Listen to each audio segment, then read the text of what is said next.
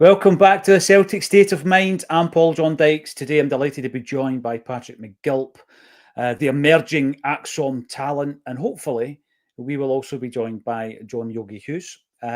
We would have gone live with Big Yogi, but we couldn't see his face, Patrick, and we can't possibly have that on today of all days, 2 weeks after we played Kairat in the qualifier at Celtic Park. Where did it all go wrong after that, mate? Where's it gone right since then is probably a shorter answer. Yeah. We'd obviously had a disappointing transfer window up until that point. The caveat being that, we might have had enough to get by Kairat and then try and get players in, which in itself isn't a good enough strategy. But it was the strategy that we all assumed the club were going with. That didn't work out because we didn't have enough to get by Kairat. And of course, the players and manager need to take their share of the blame for that result. But the lack of planning is something which, I said it last week, I thought we were beyond this as a club. I thought we had finally realised with, the pot of gold at the end of the rainbow that is the Champions League money, 46 million euros last season. I thought we'd be brave enough to go out and sign, 3 or 4 first team quality players that everyone realised that we needed in order to make that step up. And we didn't do it. And we've still not done it, and the window is now closed. So that's where it went wrong for me. The lack of planning. We should have got these players in, middle of July, settled them into the squad so that they were ready to play Kairat Almaty, and we might have been in the Champions League with a better squad, and we're having a totally different conversation, and we're all feeling a lot more positive. But instead, it's just constant negativity, constant sort of panic and. I'm not even sure what the word is. Just there's a bit of a low and a rut surrounding the club at the moment, and folk are looking at ways to express their anger. And now, so many people are now looking for ways to either sack the board or try and get rid of Dermot Desmond. And this is something that I don't think we've seen since the COVID season. So it should be interesting to see what all comes of this. Hopefully something. But it could have been avoided by, forward planning, getting players in early, qualifying for the Champions League. I'm sure we'll come on to talk about the Rangers game. I've said in the past I would always take a draw at Ibrox. I'm quite don't know what the word is, but I'm willing to sacrifice those 4 points in exchange for 110 points elsewhere. I'll settle for 110 points a season. My standards are low like that. 110 points, but. No, I would normally settle for a draw at Ibrox, but the negativity surrounding the club made that result look worse than it was. I think this is a really, really poor Rangers side that we really should have beaten, but I think the squad is so fragile after the Champions League exit. It's weak. You had the captain coming out and saying we need players, we need bodies. The quality isn't there after getting knocked out of the Champions League. That's a pathetic state of affairs to have Callum McGregor basically begging for new teammates. So all in all, it's a long season. A draw at Ibrox, definitely not a disaster. In the short term, it feels like one, but I think we'll hopefully look back on that as a half decent result. But the transfer shambles is exactly that. It's a shambles, totally avoidable. I thought we'd learned the lessons, but clearly Dermot Desmond, Michael Nicholson, Chris Mackay, and Peter Lawwell clearly haven't. No, you're right. And see, the big thing as well, Patrick, is you when you mention the fact that Callum McGregor has come out publicly speaking about this. Brendan Rodgers, the manager of the club, publicly, there's the big man. Welcome back, John. Publicly coming out and echoing the frustrations and the needs that a lot of us have been speaking about for a long time. Now, what actually happens is, and it's fine, it's just par for the course these days, that when you start to talk about inefficiencies within Celtic Football Club, a lot of people, John, think that you're having a dig at the club. It's not the club, it's the board. It's the people that are failing to do their job properly. So I think if we get over that and everybody realises, look, we're not here trying to get cheap clicks by having a negative slant on Celtic. Absolutely not. We actually want the best for what the club can actually achieve and to fulfil its entire potential. And I think that, because we're talking about every nuance of the football club, John, we tend to be speaking about these things before they happen. And sometimes people think that's negative. But the chickens have come home to roost. We're sitting here, and it was a dreadful, shambolic transfer window. Not just the fact that we didn't get moves over the line, but just the manner in which we did business, and we're getting called out by people outside of the club, which isn't a good look. We will talk about the European endeavours. 2 weeks ago, John, full of hope and belief that we would overcome a team from Kazakhstan, and we haven't. We then go into the transfer window post Champions League exit, and Brendan Rodgers tells us, "I don't know what my budget is," and then he tells us, "But we're all connected." So we've come out the other end, John, and it's now trying to kind of pick up the pieces and say, right, where are we here? What is going to happen next with the gaffer? What's going to happen next with the team on the park? And I think more importantly than anything, what's going to happen with these guys that made this happen? Well, I blocked someone this week for calling me anti-Celtic. And I think what people don't realise sometimes is how difficult it is to come on here and remain positive in the face of the overwhelming evidence, which is this absolute catastrophe potentially is coming down the line. All the evidence points to that this is going to be an unmitigated disaster. And you're having to try, come on here and be positive and say, look, this might happen. The evidence suggests this is what will happen. But, we have to hope it doesn't happen. We have to, trust in the people that are in these positions and hope that they will get the job done as they keep telling us they're capable of doing. So, nobody ever wants to be right about the fact that this is a disaster. Nobody ever wants to be right about the fact it was coming for months and years, as a matter of fact, when you look at it. Because we love the club, we want to watch football, we want to watch good football, and we want to enjoy ourselves. And folk are always saying to me, "Oh, I love your rants." Come on, I don't want to be ranting. Do you know what I mean? I want to come on here and enjoy myself talking about the football. I don't want to be losing my mind with unmitigated rage, just absolute deflation. It is. I've been finding it very difficult to judge where I sit in this because I am so deflated, so utterly deflated over the last couple of weeks. How things have gone and how they've turned out exactly as we thought they were going to turn out, and how, in fact, it's worse. It's worse than what I would have predicted. And now, here's last week's introduction. Unprecedented dereliction of duty, unforgivable, inexcusable, totally avoidable, utterly predictable. And nothing has changed apart from you add in utter humiliation. They've embarrassed the club all across Europe. Absolutely humiliated us, scraping around for deals and signing guys I haven't kicked a ball in 2 years and trying to punt that. And they've utterly humiliated and undermined the manager. If Brendan Rodgers, in any other job, you'd be out the door. You'd just say, look, I'm sorry, I gave a statement saying we can't do this. You did it. You've completely and utterly undermined my credibility and humiliated me. The players already know that he's away at the end of the year, right? Because the players aren't stupid. And now they know that it doesn't matter what he says. It doesn't matter what assurances he gives them. It just doesn't matter. The board are going to do what the board do. And, we've spoken about it. I mean, Michael Nicholson is a functionary. Dermot Desmond is the main problem. We spoke about what we can do and can't do, in terms of realistically. But as far as I understand it, even the Celtic trust meeting went badly last night. You could say that. I think that may be described as an understatement, John. There is an update. There is an update on the Celtic trust meeting. God almighty. So, right, that's brilliant, Paul John. Thank you. My last vestiges of hope. I know. Just shred them. I know. And it's like, right, okay, I'm trying to find a positive here. The trust meeting last night, not really positive, but we will give you an update. We'll give you an update on this. I mean, the one thing I'm looking at just now is the fact that there seems to have been, not by everybody, it'll never happen with that everybody's in the same boat when it comes to this, Patrick.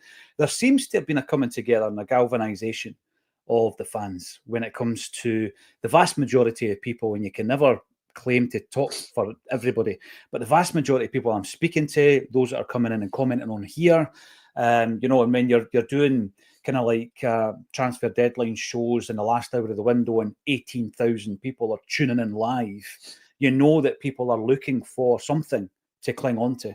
And I think what's happening is that there seems to have been a kind of coming together of ideas and frustration. And we have had a statement over the last 24 hours from, I've got to say, this is a group that I know that the people that work within this group are good people. I've worked with them in relation to setting up live events, etc. in the past. They are good people. But I've got to question, what is it they do? What is it they do in terms of representing the Celtic fan base? If you look at their social media presence, this statement is the first thing that they've posted in a long, long time. And this is an issue with communication when we're criticising the Celtic Football Club and the board, when those who are trying to represent the fans are no better at it. However, this is a statement from the affiliation that came out yesterday. And what I'll do is I'll just remove that banner for a moment. The affiliation of Celtic supporters clubs wishes to express growing concern over the club's current trajectory and apparent lack of ambition, particularly the failure to strengthen the squad ahead of this season's crucial UEFA Champions League qualifiers, despite robust financial results. We've never been richer. The concern has been echoed not only by the supporters, but like Patrick says earlier on, also by manager Brendan Rodgers and club captain Callum McGregor. It's not just us shouting into the abyss. The recurring failure to adequately prepare for key European fixtures, it's not just this year.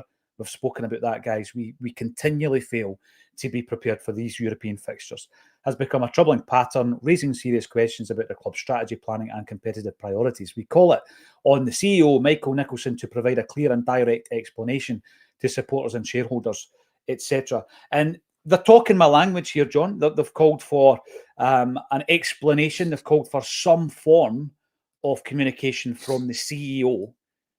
Obviously, we have already mentioned the fact that it's a collective responsibility. There are other people at the football club responsible for this. But in terms of CEO, we need some form of communication.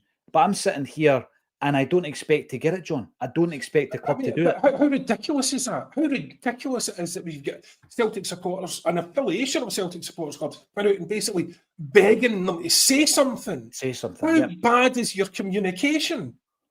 Do you know what I mean? Where people have to beg you to talk. You're a PLC. You know, and the bit that's important about that is the P, the public, right? So you're not a private limited company, you're a public limited company. You have a duty to speak to your shareholders, and a lot of your shareholders would like to know what the hell is going on, right? So, you know, the fact that you can just blank that, and no wonder they're scared to come out and say anything. Do you know what I mean? Is it any wonder? Because it's completely unjustifiable. There is not even a semblance of a plan. They have not a clue what they're doing. That's become apparent. It's not this, wait until the last minute, wait to see what we do. Wait to see this, boys. This is going to be legendary. It was legendary. It was legendarily bad. It was an absolute joke. Utter humiliation. We've got people laughing at us, agents laughing at us, we've got players laughing at us, we've got clubs laughing at us. You know, it is an absolute farce. And the only people that aren't laughing are the fans. Just, you know, do you know, when people are in these jobs, right, and you take Michael Nicholson, Chris Mackay and all that, right, I know these guys at their level, I work with guys at their level all the time, right? And people just assume that these are transferable skills. My brother is a solicitor. He's done, you know, he was a criminal solicitor for years, and he was a children's reporter. Now he's a public defender, right? Brilliant at his job. Brilliant at standing up in court and defending people. That's why he's got the job. Do I want him negotiating contracts? Right? Exactly. My missus is a management accountant. She is sensationally good at looking at what to me just looks like a jumble of numbers, and not only interpreting that, but projecting what's going to happen, working out what the future holds for this company financially, right? Not just based on the numbers, but based on trends and all that. Absolutely brilliant at her job. Do I want her negotiating contracts? Do you know what I mean? These skills are not transferable. You are dealing with some of the biggest sharks in business. Agents, think about where some of these agents have come from. They have scrabbled their way up. They have scraped and gouged to get to where they are. They will fleece you in a heartbeat. They'd fleece your granny. right? Their own granny. Their own granny. The notion that these bean counters and contracts guys are going to be walking in there and dealing with these boys on an equal footing is farcical. And then you've got Dermot Desmond, who has made his millions by dealing in distressed assets. It doesn't work in football. You're not finding something that's a distressed asset and then, you know, you're going to put them on the back foot and you're going to come out with some sort of miracle deal. That is not the way it works. He's a 75-year-old man who's been very, very successful. Right? That's brilliant, but he's not been successful at this. He's not been successful in transfers. It's not a transferable skill for transfers, ironically. But, you know, they are just not in a position to deal with it, and they have not appointed anybody who is. No. Tinsdale is Brendan's man. So, I mean, you can take this to the bank. I was talking to Phil McGillivan. I'd read his article, and I was talking to him. I was saying, you know, and he was assuring me of two things. First of all, other people interviewed for the Tisdale role, and pretty much interviewed better than he did, at least two, right? It was Brendan's man, so that's fine. The other thing that is absolutely cast iron, can take it to the bank, they identified all the targets months ago. Months ago, and that was confirmed by someone who was in the room, right? Months ago. So you're not talking about we have failed to get 2 or 3 targets. You failed to get about 4 or 5 in every position that you want. You're talking nearly 30 people you have failed to get. How is that possible? How is that possible that you've got 30 people identified months before, and on the last day, in the last minute, you're scratching about, you don't have a striker, and you've humiliated the manager by letting your striker go, and the next day you humiliate him further by picking up a free that nobody wanted, and I'm embarrassed we've actually signed, and I don't care how good he was 2 years ago, he's no kicked a ball, right? So there's no chance we wanted him. In fact, we've probably embarrassed John Kenny and Shin Yamada as well by signing him. Do you know what I mean? And how good for morale is this? You let Adam Ida go. Adam Ida is mates with all the boys in the dressing room. So they're big pals away. That's fair enough. Who's coming in? Nobody. What does that do for morale? John. Honest to God. No, but John, your points and the points that you're making and the frustrations that you're displaying are absolutely shared. I'm going to bring in some of these comments. In terms of the affiliation, I want to give an update first and foremost. For anyone who was following the progress, I think I would call it, in terms of the trust, the Celtic trust, Ian Boyd comes in to say, what happened at the trust meeting last night? Has anyone heard? Well, what actually happened, Ian, is we were in consultation very closely with Duncan Smiley, who spoke to us last week on the show. I think it was Wednesday.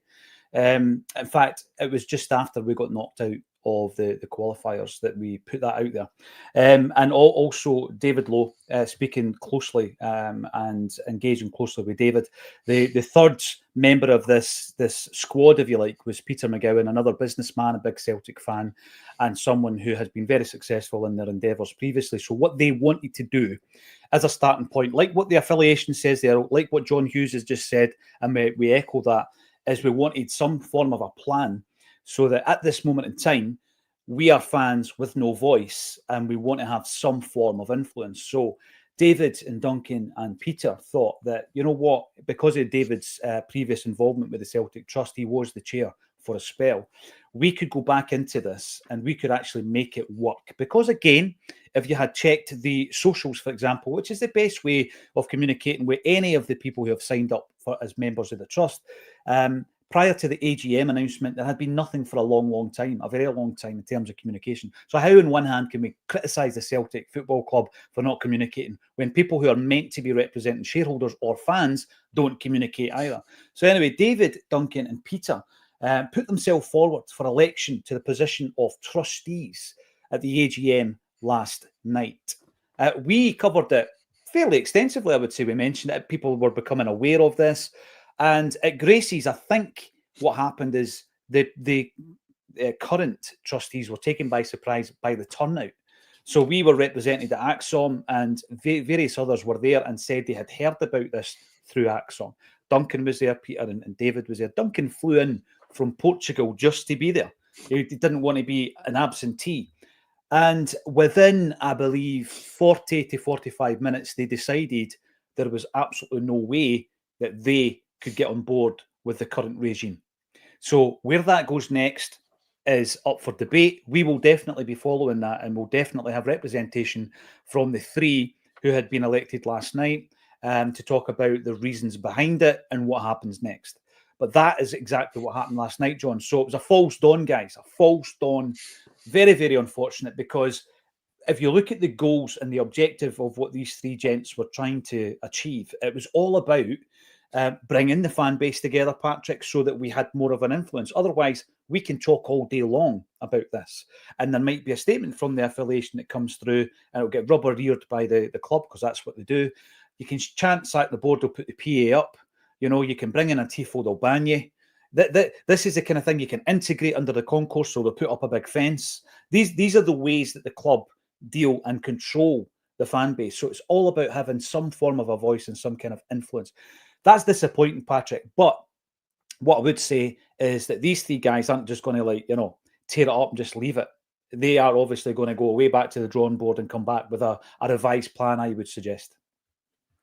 Yeah, I certainly hope something springs up. I don't know if I came out and said it exactly, but I maybe spoke about it briefly. I don't think the trust is the vehicle that we require for what I think a lot of fans now want, which is a replacement of the ownership.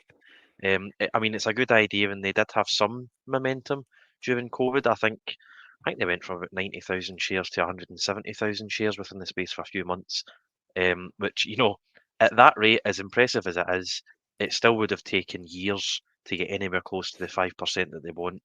They've obviously tried to encourage the tracing of lost shares, which is obviously a positive thing. People should be reconnected with their Celtic shares, so that they're able to have a say, no matter how large or small their shareholding is.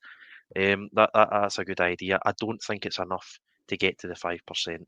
And even when you get to the 5%, fair enough, you then have a bit of a say. You're then able to hold an emergency general meeting, and it's I think Jeanette described it last February at a sort of open meeting as very professionally embarrassing for the owners and the board to have an EGM called and actually have to face these tough questions. But beyond that, there didn't seem to really be a plan from where I was sitting, apart from holding an EGM and embarrassing the board and getting a bit of dialogue with them. They wanted the fan advisory board. As far as I know, that's gotten absolutely nowhere. Part of that will be the lack of communication from the club. But I think you're right in what you say. All the complaints that we have from the Celtic board, in my view, the trust are guilty of as well. You look through their social media feed, and the last few weeks they've been talking about the AGM and the lack of transfers. And then all of a sudden it goes all the way back to March. Within a few tweets, you're back to March. They're talking about the kettling outside the CSA just before the Rangers game. And, fair enough, again, out there trying to help supporters. And these are people who are, they're giving up their time, which is very commendable and respectable and fair play to them. But I don't think it's a professional enough outfit to do what I think a lot of the fans want to do. So I think there does need to be something else. And, to draw another comparison with the hierarchy at Celtic, I mean, these are three professional guys who have been in business, are wanting to get involved, wanting to give up their time, wanting to try and improve the trust. And within 45 minutes, they've decided, no, we can't possibly do this. And, I'm sure people have felt that way about the Celtic board, trying to interact with these guys and just totally giving up due to the lack of communication and lack of wanting to work together. So last night, I mean, I wasn't there. I'm just hearing this, from yourself and other messages that were coming through. It does sound as if it was very disappointing, and it's sort of almost immediately killed that as a path to any sort of change. Again, they obviously do give up their time, and they do a lot of great work for supporters and shareholders, and fair play to them. But in terms of actually getting control of the club in a financial sense, in a shareholding sense, it does look as if there's going to have to be something else. And I'm not sure how many shares are out there that can be sort of bought publicly. I know you can go on these websites, Hargreaves Lansdown and AJ Bell, and you can buy Celtic shares, but it's not as if you can go on these websites and buy Dermot's Celtic shares. So I'm not sure, how many you can buy, publicly online. In my opinion, there needs to be a campaign to approach Peter Lawwell, approach Tom Allison, approach James Markeen, Chris Traynor, and see if they're willing to sell their shares. But to do that, you would have to get a lot of relatively wealthy Celtic supporters who are unhappy with the way that the club is run, and get them all singing from the same hymn sheet, easy for me to say, and be willing to part with their cash to buy these shares, which, I mean, I've thought long and hard about this. That seems the only way to me. You know, you can protest all you like. People are still going to buy season tickets. People are still going to buy Europa League tickets. People, you know, abroad and folk who don't have season books are going to buy Celtic tops at Christmas and stuff. You know, boycotts can only go so far. Fair enough if you want to do that, but I don't think that's a viable route to getting rid of billionaire Dermot Desmond. So I think the only path is to buy shares from people who you know have large shareholdings, but I don't know who has the money to finance that, and I don't know if there are people with the required organisational skills to try and organise a movement in order to do that. So again, it is a bit dejecting, this whole experience. The last 2 weeks have been quite sobering and quite, I don't know, it's depressing and dejecting is the only two words I can think of. But you know, just from what I've seen and, you know, from the experiences of the COVID season, I think getting a controlling share of the club through buying shares is the only way to change things. And unfortunately, that is a very expensive route to change. You know, as well as that, it's the only language the club knows, Patrick. They will ignore fans, they will ignore protests and boycotts, and they will simply ignore it. Whereas if you go to them in a business sense, that's, as I say, the only language they know. I think the most disappointing part of this, John, and it was a kind of same feeling I had during the COVID season, and unfortunately we're still talking about it all these years later, is you felt absolutely powerless. And as a fan base, you know, you're called upon to influence the team from the terraces. You always have been. And, you know, the Celtic support is world renowned for doing that. Yet, that's all you're good for, is what the club's saying to you. You know, if you want to influence something else at the football club, i.e. a decision, or the way that the football department works or doesn't, then you're no good to us and you can't influence it, John. And that's the biggest disappointment for me. Well, let me say one thing. I'm only still here today on this show because of you and what you did during the COVID season, which I found to be very, very useful for me. It was inspirational and it was the toughest of times and it was all very grim. It was important to have an outlet for that, because I'll tell you, I mean, I'm so fed up, absolutely fed up, to have to come on and talk about it again, the same things and the same frustrations and all the rest of it, it's such a sickener. And if it wasn't for the fact that you'd done that and led the way, I wouldn't be here, because I'm sick of this. I'm sick of this board. I'm sick of the contempt. I'm sick of the way they treat the fans. Look, we have to back the team and back the players and all, and that's, and because I knew how important it was for me to have an outlet, it's the only reason I'm still here, because this is just so unacceptable, utterly unacceptable. There's not a single thing about this club that is professionally run apart from the merchandising, and that's because of Adidas, not because of the club. Do you know what I mean? So, they are very, very lucky men who got into their positions in a very, very lucky way, especially when it comes to the executive team. Now, I believe Dermot Desmond is a major roadblock to this, but I also believe that since Michael Nicholson came in, it has been an utter shambles. Yeah. We are sitting with hundreds, up to 100 million in the bank, over potentially 100 million in the bank. For what? For what purpose? And that's not how the board themselves acknowledged in a statement, I think, last year, that it's inefficient to have that money sitting there. So they know that's not the way it should be run. And yet, in this window, when we desperately needed players in of quality, they've stripped it for parts again. Mm-hmm. So, and the goal to be putting people out the door when we don't have anyone in, it is just embarrassing. It's humiliating, and they're humiliating us by extension, because what they're saying is, listen, mugs. By the way, but don't forget to buy your European package now, You know, remember we couldn't be bothered. You know, it's not like no carry that thing. Don't worry about that. Like, you know, that's it was only 40 million quid. You know, don't worry about that. That's fine. You know, come on, mugs. Buy your European tickets.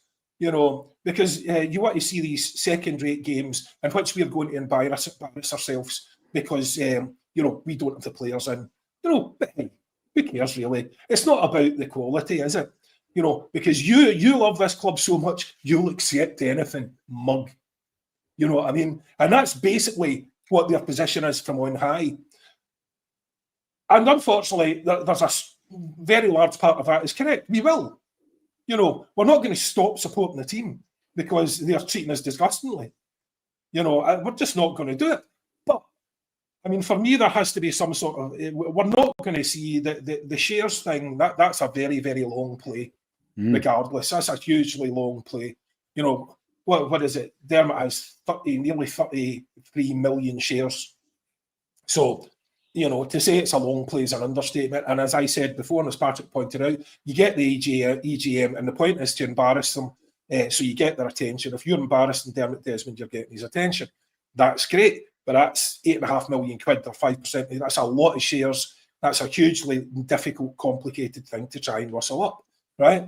So what can you do in the meantime? Well, I'm not telling anyone to do anything, and I think a lot of people have pointed this out. You've got a platform, you can do. We can do nothing. It's not our job to do that, and it shouldn't be anyone from this sort of. It should be someone independent, you know, like you know, the rebels back in the day who aren't promoting something. You know, they are just trying to do what's best for the club.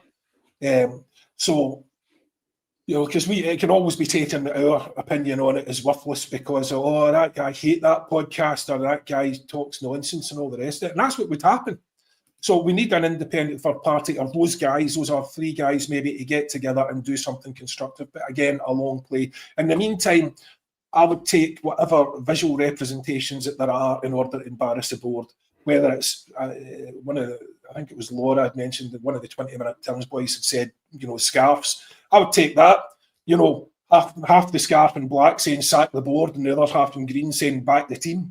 You know what I mean? Hold those up like you did that at Man United. Whatever it takes to embarrass them, whatever it takes to make them uncomfortable sitting in their seats, at least that's something. You know, will it change anything? I don't know, but let's embarrass them and find out. You know, because I don't know what else we're supposed to do. The thing is, John, again, you know, tapping into amplifying the message wherever you have the opportunity. And sometimes you're going to get stick for having the audacity of trying to do that on a different platform as well, be that a mainstream platform where you actually go on there and say, Michael Nicholson needs to go. Because the club they don't take very kindly to that kind of, you know, speaking out or criticism of a Celtic supporter standing there. That's like, how dare you speak to 1 million people on the telly? So you've got to take the stick that you take for doing it, because people don't want you fraternising with the mainstream media, but it does amplify the message, John. So there is always a point to that. It's not an ego-driven thing. It's not self-promotion or any of that kind of stuff. It's actually to amplify the message. And the message that we have at Acsom, and again, absolutely non-scripted, no agenda-based. You guys get nothing before you come on this show on a weekly basis. It's very natural. We talk about things that kind of flows from the comments or what's happening overnight, etc. I am currently refreshing the Celtic Football Club social media page, Celtic News Now, and the North Curve for any kind of updates that we're getting from anywhere in relation to this. Because with regards to us having hunters of money, Patrick, to quote a phrase, it is very, very unusual. This is the thing. I mean, speaking to people who are involved in English football, that's nothing. It's a drop in the ocean to them. But this is an anomaly in Scottish football and Scottish sport, that a club, one single entity, would have 100 million quid sitting in the bank. And we're all sitting here kind of trying to guess what it's for. I mean, is it a case that the club are that incompetent that it's actually for nothing? They don't have a plan for it. It's just there because they're such a well-supported football club that it's just there, right? And they're not actually sure what to do with it. Because if they do have any kind of plan for that, Just tell us. Tell the fans. I said it to Lawrence yesterday. He goes, it's a secret. Well, at the moment it is. None of us know why are we stockpiling the money? Is there going to be a sale of the football club? Because actually the fans need to know that. We need to know what's happening with our football club. It's not theirs, right? But why are we fattening the goose up? Why is there 100 million quid in the bank? Yeah, exactly. I mean, you said there, we're all sitting around wondering what this money is for. Unfortunately, I think they're doing that in the boardroom as well. They clearly have no idea what to do with it. We've seen season ticket increases. I think it was 3.5% or so. That was justified by saying that they need to pay higher national insurance employer contributions. So the fans had to shoulder that burden while there's 70 million in the bank that they don't know what to do with. There were theories that, with things going through the courts and mediation and stuff around the boys' club, that there might be some sort of compensation, and that's what we're saving it for. It would appear that that's not true. It was a mid to high seven-figure sum or something was eventually paid. We thought maybe it was the main stand. That I believe that has been quashed in. What do you call it? The fan? Is it the supporter? The quarterly meetings with supporters. I can't remember. Forum? Is it the the forum? fans forum? I think that was quashed in a fans forum. There's basically no plans to demolish and renovate the main stand. They've done little things like the dugout, the tunnel. David Lowe mentioned the 15 sort of corporate boxes. The Dado That rails. cost. The thing That is, would have the cost. tunnel, I mean, it's so, I mean, in terms of cost, Patrick, the tunnel and it's nothing. Aye, It's I nothing. was just about to say it'll be a few £100,000, maybe touching £1 million. I mean, there's not a lot of cost in that. So It would you have know cost them a this few quid, money. Patrick. It would have cost them a few quid to put all the barriers in between the sections and infuriate everyone in the stadium. Yep. That would have been expensive. Oh, And that's additional money well staff spent. to I man think it. that's money well spent. I think, according to these people. But there's absolutely no vision for this money. And when you're talking about theories, we've obviously theorised. I was just talking about two there. The other theory is, and this, I mean, it's a perfectly reasonable explanation, fattening the club up for a sale. And yet, every time we hear Dermot Desmond speak, I don't think we've heard them since 2022 do a proper interview. But he says he has no intentions of ever selling, and that his son Ross, who loves the club more than him and is more involved and takes his seat at the AGM, he's going to inherit the shares and he's going to be the new sort of absentee landlord. So everything he says is in direct contrast to that. So we can only assume that Chris Mackay has spoken of a rainy day fund so that we don't have a fire sale on players. It makes you wonder what happened this window. I mean, we've sold Kyogo, we sold Kuhn, we didn't renew Greg Taylor's contract. We've got rid of a good few players, failed to bring in anyone while sitting on a mountain of cash. So it's not prevented any fire sale. So no idea what the money is for. I don't think they have any idea what the money is for. I don't think Dermot is allowing them to spend it, if I'm being perfectly honest. It will be interesting to see the annual report come out. It comes out usually sort of second half of September. That will give a financial sort of picture of June the 30th. 3 days later, we spent 1 million on Nygren, and 11 days later, we got 17 million for Nicholas Kuhn. So whatever that figure is, whatever the cash balance was on June 30th, 11 days later, we had 15 million more than that. Now, fair enough, you need to pay wages and stuff, but I imagine with the 46 million euros, call it 41 million pounds that we got from the Champions League, that's about a 10 million pound increase. I imagine we are pretty close to 100 million on that June 30th figure. I mean, that'll make for interesting reading. And of course, when the AGM happens, sort of towards the end of November, as it always does, hopefully there are enough shareholders who are still upset at that stage. Because let's be real, football fans have very short memories. If we win a good few Europa League games and, Russell Martin's Rangers keep dropping points as if it's going out of fashion, then we might be sort of very happy come the end of November. But hopefully we're still disgruntled enough and still, sober enough to realise that we have already failed this season in the transfer window and in Europe, and we can really hold the board to account in November. And one other thing, I think John sort of touched on it there, the embarrassment of this transfer window. I don't think I've ever actually been more embarrassed for Celtic at that Iheanacho thing on Monday night. We put in a bid, and 20 minutes later, they were so fed up with dealing with us that they just terminated his contract.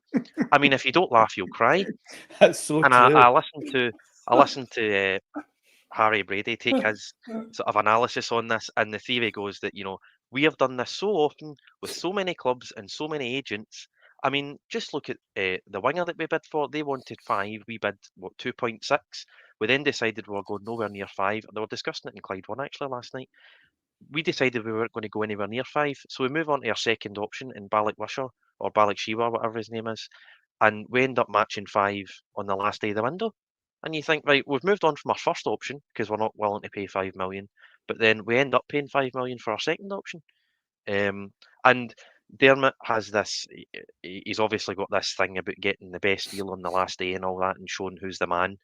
There are so many people in the world of football fed up dealing with Celtic that we just can't get business done because we insist on lowballing people. Just look at Club Brugge. Club Brugge have no problem paying 5-10 million for a player because they've got 20 million for the guy that's leaving and going out the door. They recognise the value, and I think this has actually poisoned our view of Ida and Engels and maybe even Trusty, where we see an 11, because we've been starved of spending money, we see an 11 million pound midfielder and we want him to be Luka Modric. When really in the world of football, you're getting an average Bundesliga midfielder for 11 million. And we need to be comfortable spending that money. We need to be comfortable bringing that money in. We need to be comfortable operating in that level. But I don't think we ever will be because we're haggling over 500,000, 1 million, 2 million when we're sitting on close to 100 in the bank. So we've embarrassed ourselves, and unless we have a serious reality check, there's not going to be many agents or clubs dealing with us in the future. They're just going to be ignoring us. The same way, by the way, that Michael Nicholson and the rest of the recruitment team seem to have ignored requests for Benjamin Siegrist's transfer 2 years ago. Stephen Welsh's loan move to Plymouth this summer. We seem to just ignore teams. We sent Adam Ida down to Swansea. We then told him to come back up. We then sent him back down to Swansea the next day to complete or finish off the second part of his medical. It's an absolute clown act. You've seen so many people talk about it. And unfortunately, I think if we don't get our act together soon, folk are going to be sick fed up of dealing with us. So Inamura didn't get his loan. Johnny Kenny didn't get his loan, but Johnny Kenny is probably our number 1 striker. And don't forget the embarrassment around Yang. Who? How do you get a tune out of him now, John? How the hell? How do you motivate that player now? Yeah, I can imagine what tune he'll be singing, and it isn't God bless the board. So. And it's been pointed out, these things, the Dolberg thing, so that drags on. We lowball them. Now, the story was that the deal was agreed at 8.5. We then write up a contract at the wrong amount and send it in. And by the time we're finished faffing about, Ajax are in, and that deal's not even done. He's probably not going there. It's so humiliating. And they're just, laughing at us. And poor old Yang, and Adam Ida, how bad was that? We don't have a replacement for him. We send him down to Swansea. He can't possibly come back at that point and play in the derbies. He's not even available for the derby. And then we have to send him back anyway. And when we still sell him, when we don't have a replacement, it is incomprehensibly bad. And then, Fofana, so we've done such a bad job trying to get the targets that the manager had months before that we are scraping around literally for anybody just to save face, because that's what that was about. The whole thing was about on that last day, especially after, and apparently, we're not just waiting till the last day, we're waiting till after 7 o'clock on the last day because wait to see what's available then in the loans. And the answer is nobody, because nobody wants to deal with you clowns. It's an utter clown show, and it's just so, the whole process, the lack of process, to have it come down to the last day after months the last day, and not just the last day, but the last few hours of the last day, and to have no plan, right, in place. Right, what are you doing? Right, the manager gets paid £3 million. Michael Nicholson's picking up the guts of $1 million. Chris Mackay's on the guts of 700,000 or 800,000. You know, and what are you doing for your money? Because I'm pretty sure, you know, a bog standard accountant can do Celtic's accounts. John, you could get 10 guys in a room. You could get a team of 10 on 90 grand a year doing a better job than that. And at least they'd answer their phone.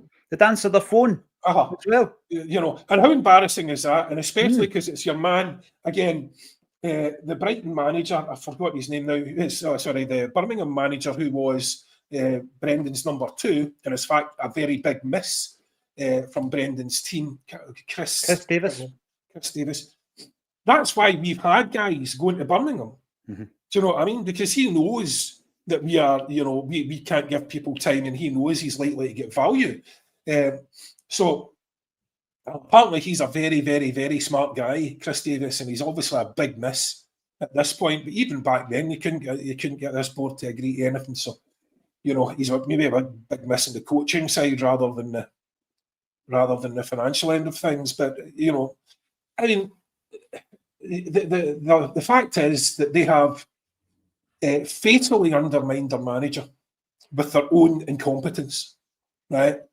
And yet the cowards that they are will stick him out again as the only spokesman to try and explain away their incompetence. Yeah, yep. You know, how is that fair on him? Honestly, if I was Brendan about the door, I don't think a single person would hold it against him. I don't think anyone would hold it against him.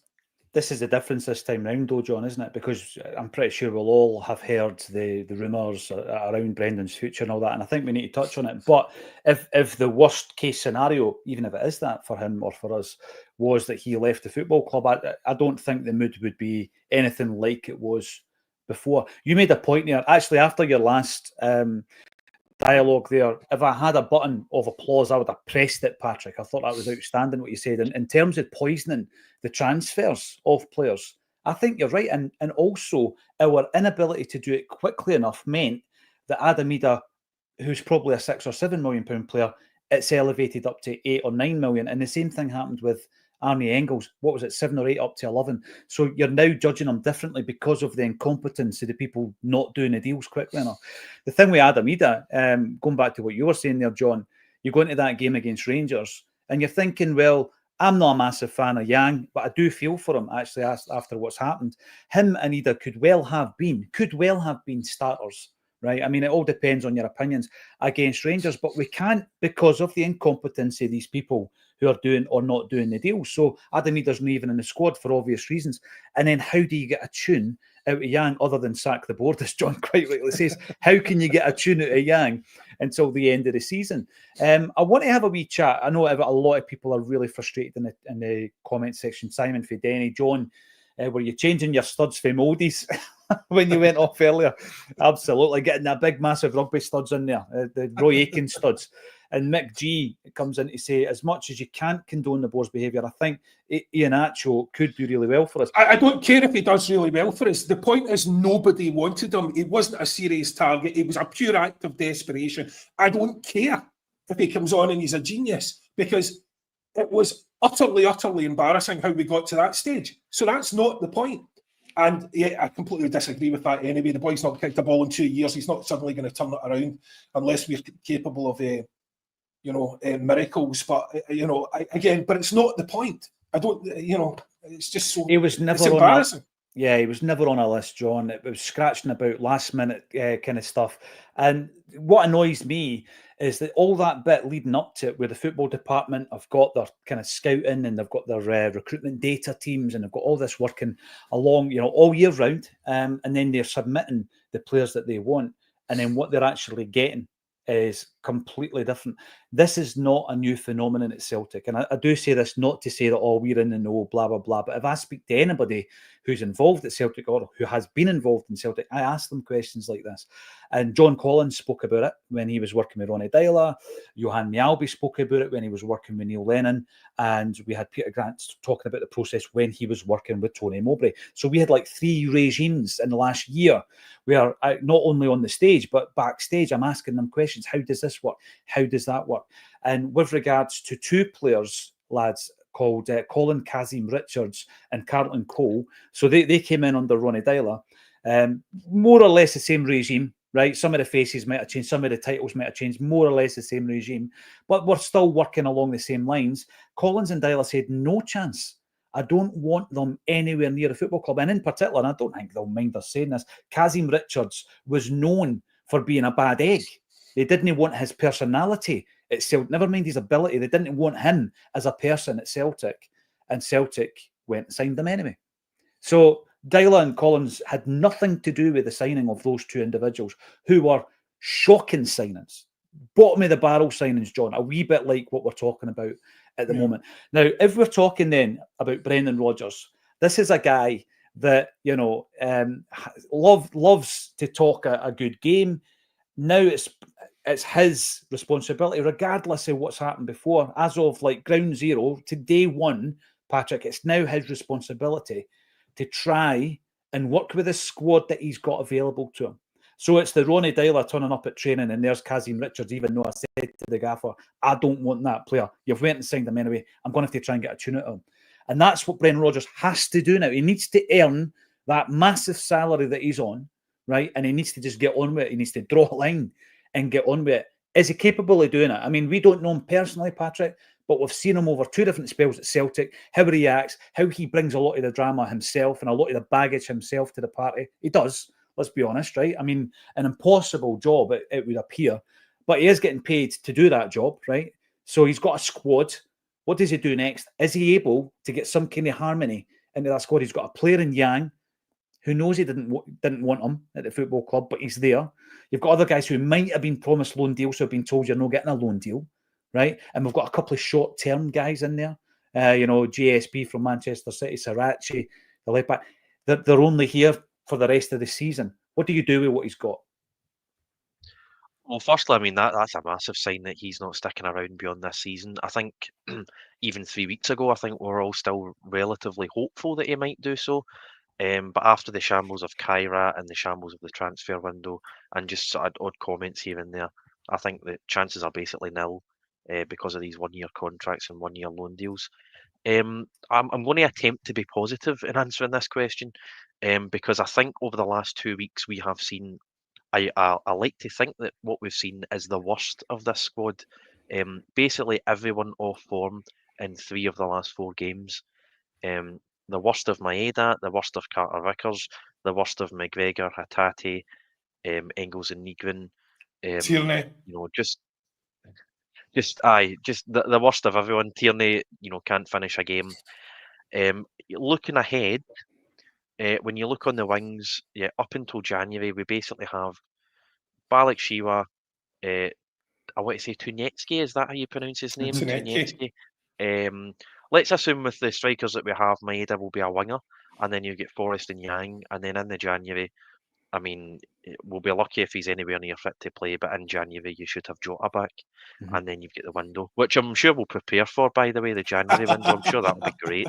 That'll solve all of our problems. So let's assume that the team starts to build a bit of form.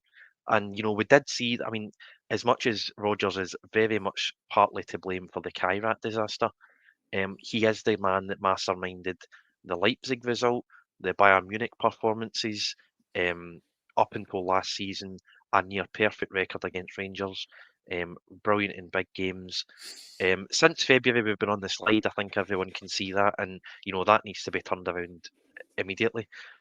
But looking positively at what's ahead, you know, if we can turn our form around, he has worked with Iheanacho before, so if he can, you know, lose a few pounds and stay fit and not get injured, then he may well come in and score a couple of goals. Shin Yamada may well be the Kyogo replacement after all. Two very big question marks, along with Balakshiva and Tunetsky. We've basically got to cross our fingers and hope that these 4 guys will come good. But the rest of the team, we know what we're getting, and we know what they're capable of. And we've basically got to hope that Rodgers on the training ground can get these guys fit and firing again, because, you know, there's 7 or 8 players there that we know can quite easily win this league. We've already got a 6-point advantage. In my opinion, we've got a half-decent run-in, apart from a few awkward visits to Tynecastle and Easter Road up until that derby at New Year. So I don't think the season... I've got 2 minimums in my head, you know, qualify for the Champions League and win the league title in order to get to the Champions League again the next year. We've already failed in one aspect. I would very much like to think we're still good favourites for the league title.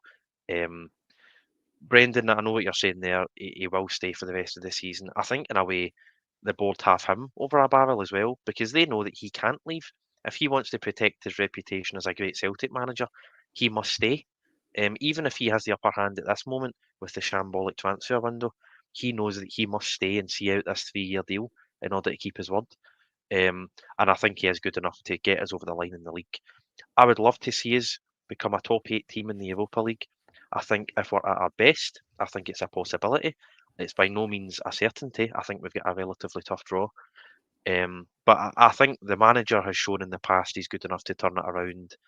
I like to think he will turn it around. I like to think we've still got a half-decent squad, better than Rangers, and we're already 6th clear. So looking at the positives, I still think it could be a decent season if we turn it around very quickly against Kilmarnock. You know the thing, John, that there is that sense of the energy. There's a malaise around about Celtic. You could see the poor energy of the team, I think, at Ibrox. Sometimes that comes from the demeanour of the manager. You know, if it's filtering through the manager. I think we actually seen it with Ange Postecoglou in the final few months of his time at Celtic, and with hindsight, probably because he had already made a decision to leave the club. And it's difficult for that not to then seep into your team, that you're training it every single day and you're putting out there to play games. Are we able to snap out of that, John? Are we able? Is Brendan Rodgers able to do that for us? But at the very least, the players know he's gone at the end of the season. So he's not going to have any say in their future. You know, so you're already struggling with that one, which is why you have to put people on longer contracts. But over and above that, the incoherence of those signings as well. So we signed 2 left wingers. So we've got technically Maeda, Balikwisha, and Tunetsky are all left wingers, and people say, well, he can play on the right. As Alan Morrison put the things in the chat the other day, and I shared them on Twitter, they can play on the right, but they don't. Like, almost never. You know, so that is just a nonsense argument. So we've now got all these left wingers. You know, the biggest problem, and again, I don't think it's not going to matter who we have up front if we can't create a chance. And right now we can't create a chance. You know, that's the biggest issue. So the manager is either going to have to change formation, which he seems congenitally unable to do, or we're going to be steel horseshoe of death because he seems to be unable to snap them out of it. Now, these were not unimportant games. You know, the games against Kairat were incredibly important, and they were an incredibly poor team, and yet we are just unable to snap out of it. So do I think it's going to turn around? It doesn't look likely at the moment. He might be able to turn it around. Maybe because the transfer window is closed, everyone's a bit more settled psychologically or whatever, and they're able to put a bit more into it. But it doesn't look good. Not the way we've started. I mean, the Rangers game wasn't a small game, you know. So we seem unable to get the ball moving quickly. We seem unable to break the lines. We seem unable to find or make space. We seem unable to create a chance. Our XG is an embarrassment. Do you know what I mean? Didn't someone tweet the other day, one of those, was it the Rangers game or the Almaty game was one of the lowest XG games ever recorded? You know, it's absolutely embarrassing. So manager has a huge job in his hands here, right? And now we'll see what he's worth, you know, because he's the highest paid person at the club, and now we're going to have to see what he's worth. Now, he's been dealt terrible hand, and he has been for the last few years, but we need to see what he can make of it. because he's going to have to turn this round one way or another. We're going to have an interesting formation, I think, with 3 guys playing in the left and just nobody in the right at all. So I don't know how he turns it round though, because he hasn't been able to do it thus far. So it's a difficult. It's going to be a difficult potentially season, I think. Hopefully, the new guys coming in add a bit of energy. But it is being wildly optimistic as things stand. That also feeds into the Yang question, because we're so lopsided, if you like, when it comes to wingers at the moment, that you're thinking, do you keep Yang? Well, there's interest, because the guy might have checked out. Psychologically, he's already checked out at Celtic. He's already started planning his football career somewhere else and his life somewhere else. Can you get a tune out of him? Well, apparently Ghent are still interested. It's £3 million. It's the 8th of September, which is the cut-off date in terms of being able to. That window's still open until the 8th. So you think to yourself, Patrick, do you just do that deal, even though we're so lopsided with wingers? What good is some guy who's checked out? Aye, it's a bit of a catch-22, because on the one hand, you let Poon go without getting a replacement in, and you say, well, that's just totally shambolic and unacceptable. And then you send, well, I don't know if Yang did go down to Birmingham, but we certainly accepted a bid. And then we decided at the last minute not to do that because we don't have a replacement. And you think you've managed to make a pig's ear of both situations, taking a different decision in each situation. So again, just totally shambolic handling of, I think, just about every single transfer we've done. I found it really sort of, looking back, I found it really sort of ironic and funny that Rangers were drawn against Club Brugge, because Club Brugge seemed to be the perfect model to compare us with. So the Belgian league is split, after a certain point, it's split into 3 different sections, and you've got the top 4, and they're basically guaranteed European football. So they know if they're a top 4 side in Belgium, they'll get qualifiers, they can get into the Champions League, they can get that money, they can build a squad, and it's always quite consistent because it's always the same 4 teams. So Club Brugge have managed to qualify 7 seasons out of 8. They sold, I think, 5 or 6 players, brought in 70 million, and then replaced them very adequately by the looks of things, by the look of that scoreline, only spending, I think, 36 million. So they've turned a 34 million pound profit and improved. And can't see, I mean, their wage bill might be higher than ours, only because, them and a few other Belgian sides consistently qualify for the Champions League and see it as a priority. So that's the model. I feel as if it's been it's landed on our lap in a way, this sort of perfect model of what we want to be.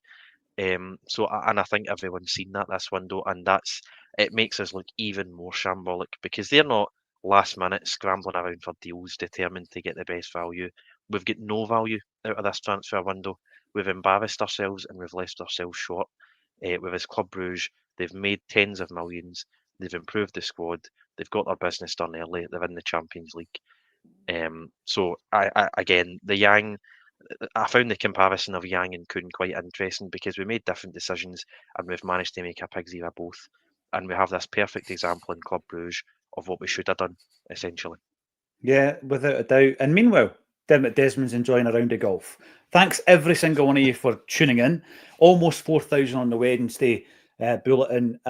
Passionate responses from Patrick and John. So thank you very much, gentlemen, for your views. I think they are echoed by many in the comments section. Thanks everybody for getting involved.